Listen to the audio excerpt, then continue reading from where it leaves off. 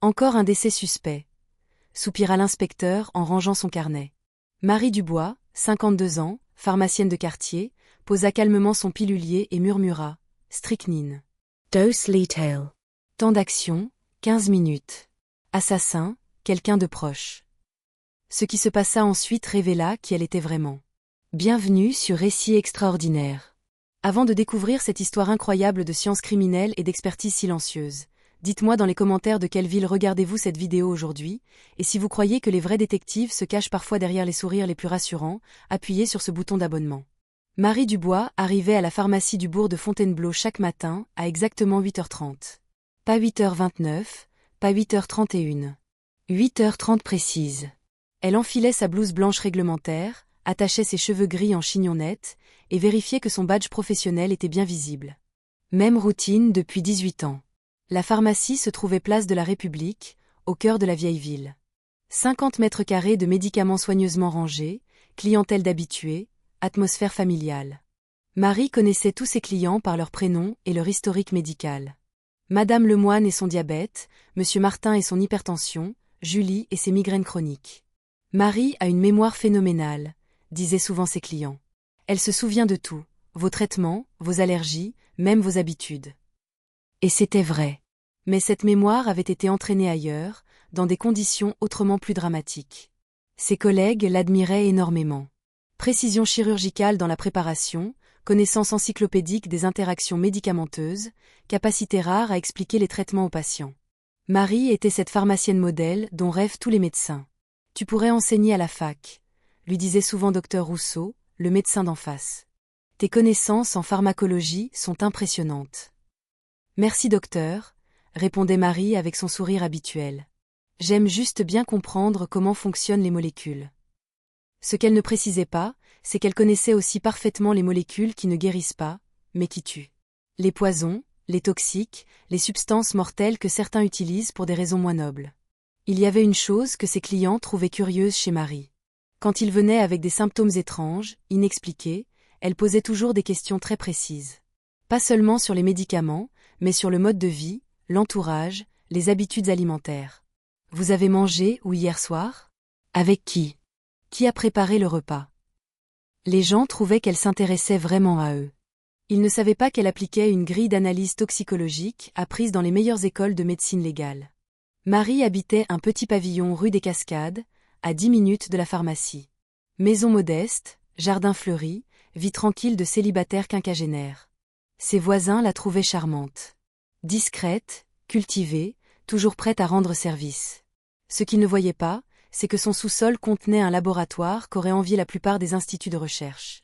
Microscope électronique, spectromètre, centrifugeuse, et surtout une bibliothèque spécialisée en toxicologie que n'aurait pas renié un professeur d'université. Dans un coffre-fort discret, ses anciens dossiers d'expertise. Affaire Landru Moderne, 2008. Empoisonnement de Marseille, 2012. Suicide ou homicide de Lyon, 2015.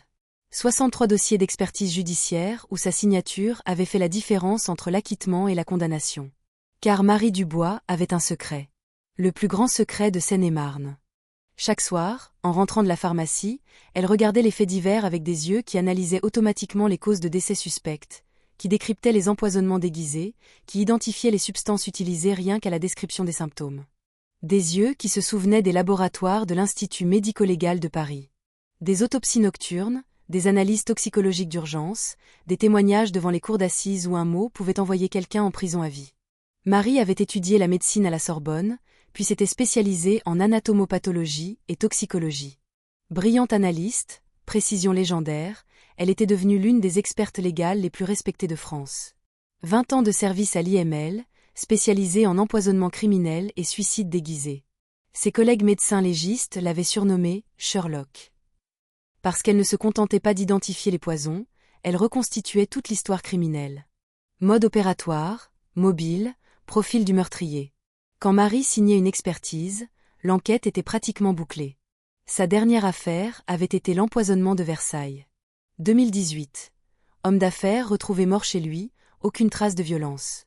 Tout le monde parlait d'infarctus, jusqu'à ce que Marie détecte des traces de riciner dans les cheveux. Enquête, arrestation de l'épouse, condamnation à vie.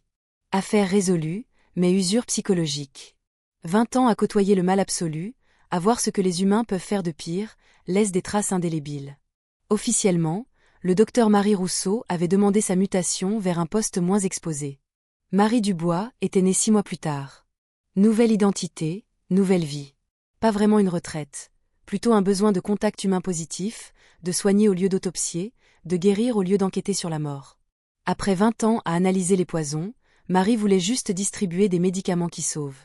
« Je veux aider les gens à vivre », avait-elle dit à son chef de service. Plus à comprendre pourquoi ils sont morts. Et où aide-t-on mieux les gens à vivre qu'en étant pharmacienne ? 18 ans s'étaient écoulés. 18 années de paix relative. Marie pensait parfois à son ancienne vie comme à un cauchemar nécessaire qu'elle avait définitivement laissé derrière elle. Seuls quelques réflexes persistaient. Cette façon d'observer instinctivement les gens malades, de noter les symptômes inhabituels, d'évaluer la cohérence entre les plaintes et les traitements prescrits. Ses collègues trouvaient qu'elle avait un 6e sens pour détecter les problèmes. Quand Marie fronçait les sourcils en lisant une ordonnance, il fallait appeler le médecin. Quand elle posait des questions supplémentaires à un client, c'est qu'il y avait quelque chose d'anormal. Marie voit tout, disait Jean-Pierre, le pharmacien titulaire. Elle repère les interactions dangereuses, les surdosages accidentels, même les tentatives de suicide déguisés. Ce qu'il ne savait pas, c'est que Marie appliquait inconsciemment des grilles d'analyse de médecine légale. Pour elle, chaque client était un cas potentiel, chaque symptôme un indice, chaque traitement une pièce du puzzle. Mais ce mardi matin d'octobre allait réveiller l'experte légale qui dormait en elle. La journée avait commencé normalement. Ouverture à 8h30, préparation des piluliers de la maison de retraite, conseil au premier client. Marie servait Madame Dubois, 78 ans, diabétique depuis 15 ans, quand celle-ci s'effondra soudainement devant le comptoir. Madame Dubois, cria Marie en se précipitant. La vieille dame convulsait, écume aux lèvres, pupilles dilatées. Marie reconnut immédiatement les symptômes. 18 ans de paix venaient de s'effacer en quelques secondes. Appelez le SAMU. Ordonna-t-elle à Jean-Pierre tout en prenant le pouls de Madame Dubois. Tachycardie extrême, hyperthermie, convulsions tonico-cloniques. Marie avait vu ces symptômes des centaines de fois dans ses autopsies. Empoisonnement par alcaloïdes tropaniques. Probablement atropine ou scopolamine. Les secours arrivèrent en 8 minutes, mais c'était déjà trop tard. Madame Dubois était décédée dans l'ambulance, malgré tous les efforts de réanimation. Crise cardiaque, diagnostiqua le médecin urgentiste. À son âge, avec son diabète, c'était prévisible. Mais Marie n'était pas convaincue. Elle avait vu trop d'empoisonnements déguisés en accident cardiaque pour accepter cette explication. Le lendemain, même scénario. Monsieur Leclerc, 65 ans, client régulier, s'effondrait devant la pharmacie avec les mêmes symptômes. Convulsions, hyperthermie, décès en quelques minutes. Encore une crise cardiaque, soupira le docteur Moreau. Décidément, on dirait une épidémie. Mais Marie avait compté. 2 décès en 2 jours, mêmes symptômes, mêmes circonstances. Plus qu'une coïncidence. Un pattern. Elle rentrait chez elle ce soir-là avec une certitude qui la hantait. Quelqu'un empoisonnait ses clients. Et elle était peut-être la seule à s'en rendre compte. Marie descendit dans son laboratoire personnel et sortit ses anciens manuels de toxicologie. Si ses soupçons étaient fondés, elle devait agir vite. Un empoisonneur en série ne s'arrête jamais de lui-même. Le 3e décès eut lieu le vendredi. Madame Martin, 70 ans, ancienne institutrice, cliente fidèle depuis 15 ans. Même symptômes, même issue fatale. Cette fois, Marie ne put se taire. Elle appela discrètement le commissariat. Commissariat de Fontainebleau, j'écoute. Bonjour, ici Marie Dubois, pharmacienne place de la République. Je voudrais signaler 3 décès suspects. Suspects en quel sens? Empoisonnement probable. Même toxique, même mode opératoire, même victime. Madame, avec tout le respect que je vous dois, vous êtes pharmacienne, pas médecin légiste. Marie hésita une seconde. 18 ans de silence allaient-ils prendre fin? En fait, si. Je le suis. Le lendemain matin, l'inspecteur Dubois, aucun lien de parenté, se présenta à la pharmacie. Homme de 45 ans, 20 ans d'enquête, qui avait tout vu. Il observa cette pharmacienne de province avec scepticisme. Madame Dubois, vous pensez vraiment à un empoisonnement? J'en suis certaine. Symptômes pathognomoniques d'intoxication par alcaloïdes tropaniques. Atropine ou scopolamine, probablement administrée par voie orale. L'inspecteur fronça les sourcils. Vous parlez comme un expert légiste. Marie le regarda calmement. Parce que j'en suis un. Comment ça? Docteur Marie Rousseau, ancien médecin légiste à l'Institut médico-légal de Paris. 20 ans d'expertise en toxicologie criminelle. Un silence stupéfait s'abattit dans la pharmacie. Vous plaisantez? Marie sortit discrètement sa carte professionnelle, celle qu'elle gardait dans son portefeuille depuis 18 ans sans jamais l'utiliser. Expertise judiciaire en toxicologie. Agréée par la Cour de cassation. L'inspecteur examina la carte, incrédule.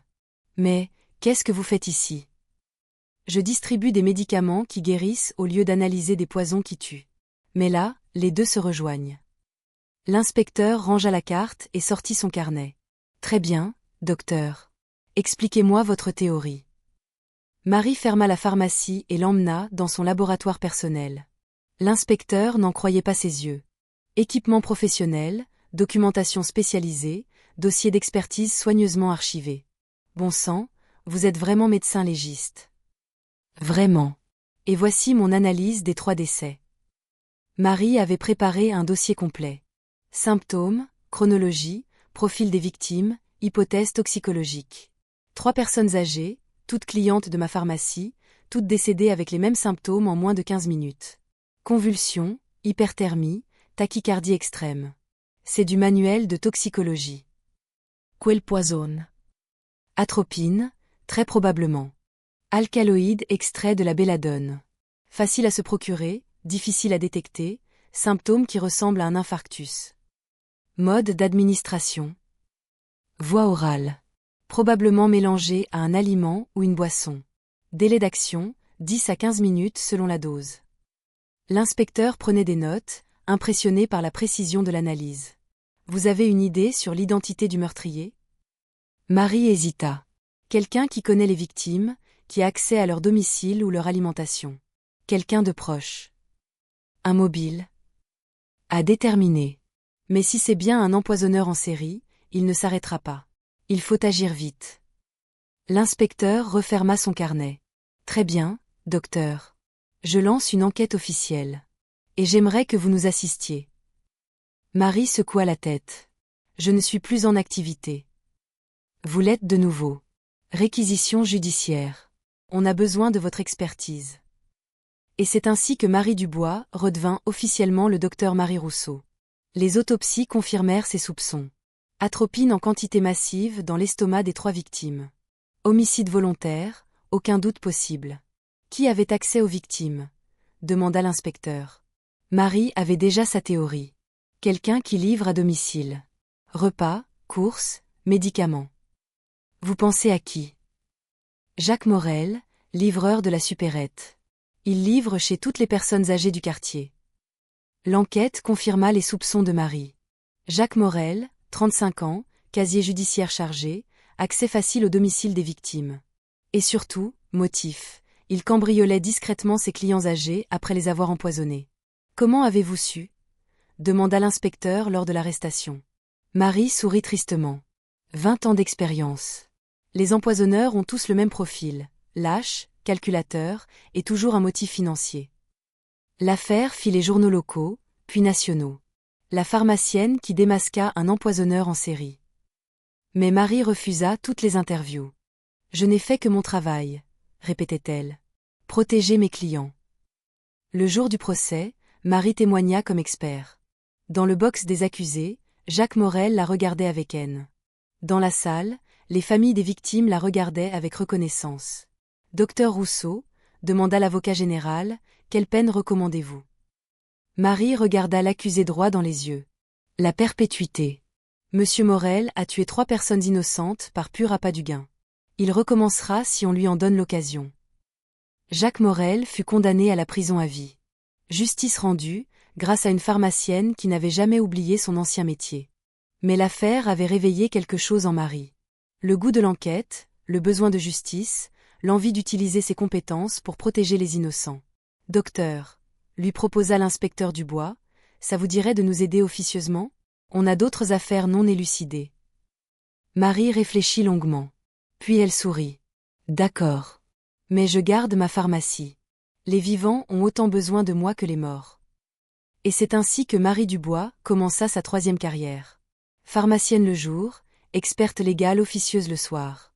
Elle aidait la police sur les affaires complexes, analysait les empoisonnements suspects, formait les jeunes enquêteurs aux techniques de toxicologie. Encore un décès suspect, soupirait parfois l'inspecteur en arrivant à la pharmacie. Et Marie posait calmement son pilulier et murmura « Strychnine. Dose létale. Temps d'action, 15 minutes. Assassin, quelqu'un de proche. » Ses clients ne savaient pas que leur pharmacienne de quartier était aussi l'une des expertes légales les plus respectées de la région. Ils voyaient juste que Marie avait l'air plus épanouie, plus sûre d'elle. « Tu as changé », lui dit un jour Jean-Pierre. « Tu sembles plus accomplie. » Marie sourit en rangeant ses médicaments. « J'ai retrouvé ma vocation. Soigner et protéger, c'est finalement la même chose. » Aujourd'hui encore, Marie Dubois arrive à sa pharmacie à 8h30 précise. Elle dispense ses conseils avec la même compétence, prépare ses ordonnances avec la même précision, écoute ses clients avec la même attention. Mais maintenant, quand quelqu'un présente des symptômes suspects, elle ne se contente plus de froncer les sourcils. Elle enquête discrètement, analyse scientifiquement, et si nécessaire, elle sauve des vies avant qu'elles soient perdues. Car Marie Dubois est la preuve vivante que les vrais détectives ne portent pas toujours un badge et un signe.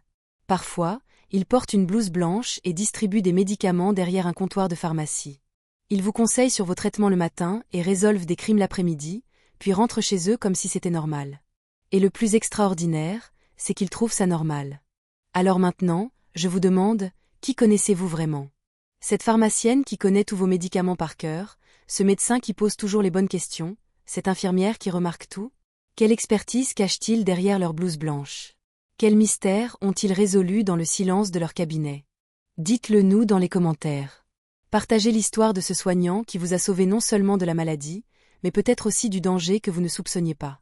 Parce que sur Récits extraordinaires, nous savons que les vrais protecteurs portent parfois un stéthoscope au lieu d'une arme. Et qu'ils sauvent des vies avec leur science autant qu'avec leur compassion. Merci de nous avoir suivis. Si cette histoire vous a marqué, abonnez-vous pour ne jamais manquer nos récits. Et souvenez-vous, la prochaine fois que vous irez à la pharmacie, regardez vraiment la personne qui vous sert. Vous pourriez être soigné par une légende de la médecine légale.